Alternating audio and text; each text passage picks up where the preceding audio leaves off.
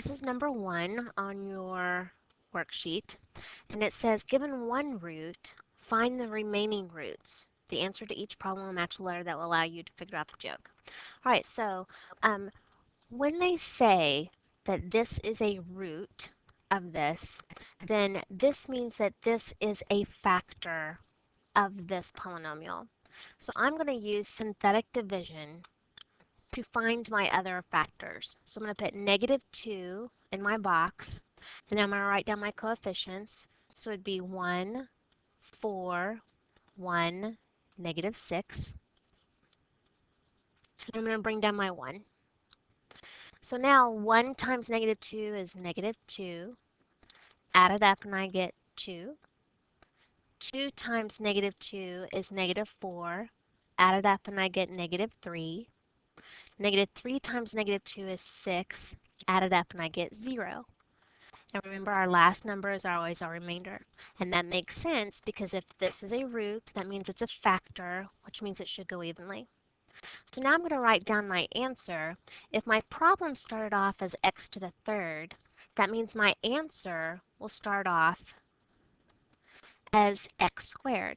So I'm going to have 1x squared plus 2x minus 3.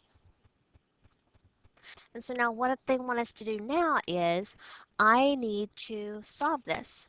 So really, instead of writing y equals, I'm going to take this, my answer, and I'm going to set it equal to 0 and solve.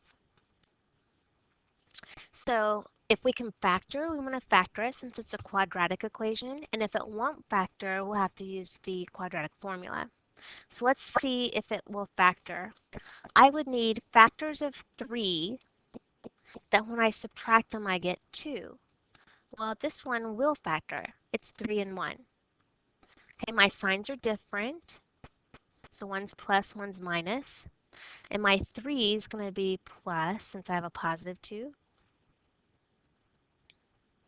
So when I set each factor equal to 0 and solve,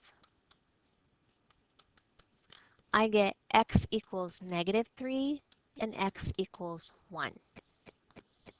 So number 1 matches up with what letter? S. Okay? In order for you to receive credit, you have to show all of this work on a separate sheet of paper and staple it to your worksheet.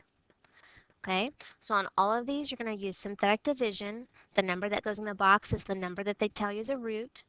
After you use synthetic division, you write down your new answer, and then you're going to set that new answer equal to 0 and solve either by factoring or using the quadratic formula.